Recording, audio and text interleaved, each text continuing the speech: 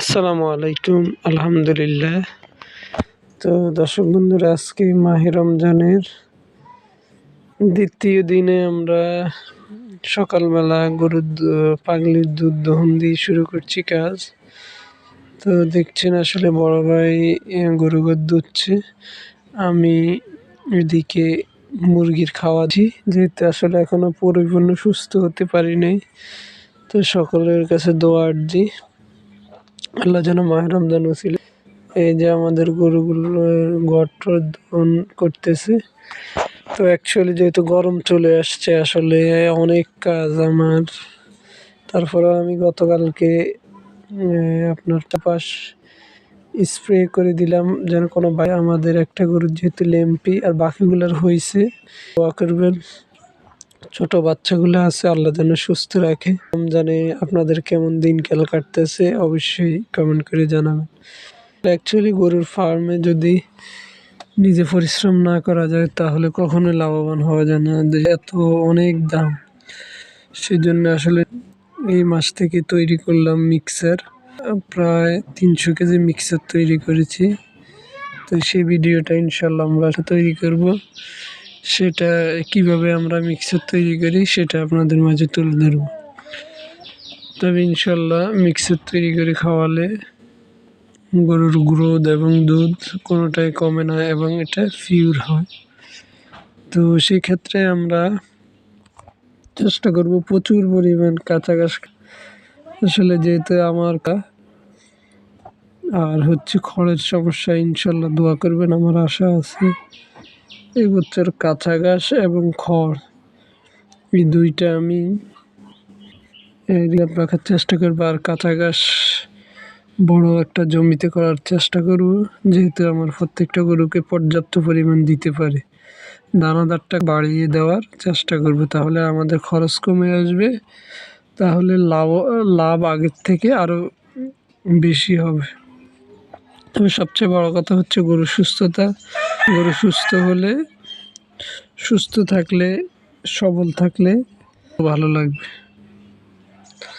তো দর্শক বন্ধুরা, যেখানে আমাদের আজকের কাজের কিছু চিত্র, প্রায় আমাদের কাজ 2 ঘন্টা 25 সেকেন্ডে দেখালাম, সব কাজ শেষ। তো এটা হচ্ছে ডিবি পাউডার করছি, বেশি তারপরে বদহজম, তারপরে এগুলো যেন না হয়। তো এই জন্যে আমি এখানে বিভিন্ন, তারপরে আপনার একটা ফ্লেভার দিছি, কমলার একটা ফ্লেভার দিলাম। এগুলো দিয়ে যেন গরু পানি এবং খাবার যেন না থাকে, এই জন্য একটু ফ্লেভার দিয়ে দিলাম। যেমন আমরা খাবার খাই, খাওয়ার একটা ফ্লেভার থাকলে কি হয়, খেতে ভালো লাগে। তো এইভাবে দিলাম। আর দেখা যায় অনেক সময় পানিতে সমস্যা থাকতে পারে, সেই জন্য জীবাণুগুলো যেন কেটে যায়।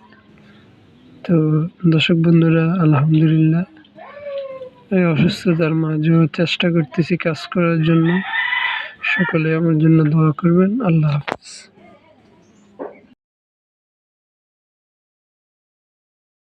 গুরুত্বপূর্ণ একটা টিপস দিচ্ছি, সেটা হচ্ছে আমরা প্রত্যেকটা গরুর ছবি এবং ওয়েট যখন আমরা খামারি বন্ধু অ্যাপসে দিয়ে দিই, আমাদের গরুর খাবার কতটুকু লাগে, কোন গরুর কি সমস্যা, কখন কৃমির ওষুধ দিতে হবে, এবং আমরা এটা যখন ফাইল করে দিয়েছি আমাদের অটোমেটিক মেসেজ চলে আসে, এবং যে কোনো গরুর সমস্যা হলে ওখানে আমরা বড় ডাক্তার আছে, ওনাদের সাথে পরামর্শ নিতে পারি। তো অবশ্যই অসংখ্য ধন্যবাদ খামারি বন্ধু অ্যাপসে।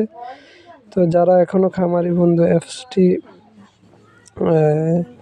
ব্যবহার করেন না, অবশ্যই ব্যবহার করবেন। যাদের 2টি 4টি 10টি 15টি 20টি 50টি গরু আছে, অবশ্যই ইনশাল্লাহ এই অ্যাপসের মাধ্যমে আমরা অনেক উপকৃত হলাম।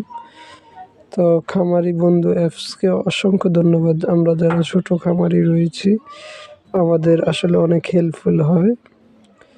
তো এই যে দেখছেন, আমি, আমার বাবা, ছোট ভাই, আমি, আমার বাবা, তারপরে হচ্ছে ভাগিনা, তারপরে আম্মা, আমরা 4 জন এখানে কাজ করি।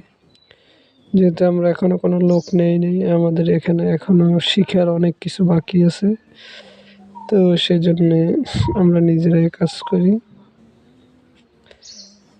তো সবচেয়ে বড় কথা হচ্ছে গরুর ফার্মে নিজেকে সময় দিতে হবে, নিজেকে কাজ করতে হবে, গরুর কী সমস্যা নিজেকে বুঝতে হবে, তাহলে অবশ্যই আপনি লাভবান হতে পারবেন। বর্তমান যদি খাবার ম্যানেজমেন্টটা বুঝেন এবং গরু রোগ ব্যাধিগুলো বুঝতে পারেন তাহলে অবশ্যই লাভবান হতে পারবেন। তো সবার সুস্থতা এবং শুভকামনা করে আজকের মতন এপিসোড এখানে শেষ করছি। আসসালামু আলাইকুম।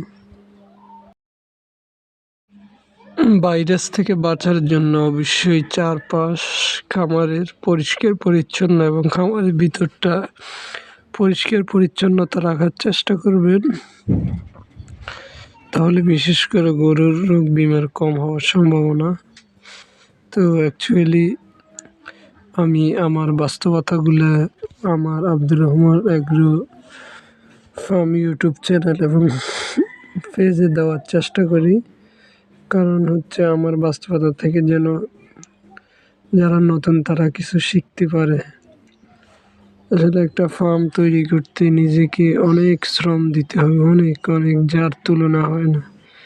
একটা ফার্ম তৈরি করা এতটা সহজ নয় বর্তমানে। টাকা থাকলেও আপনি ঘর তৈরি করতে পারবেন, কিন্তু আপনার গরু থাকবে না। তো অবশ্যই আগে জেনে বুঝে ট্রেনিং নিয়ে অবশ্যই ফার্ম করবেন, ইনশাল্লাহ সফল হবেন। তো আজ এ পর্যন্তই, ভালো থাকবেন, ধন্যবাদ।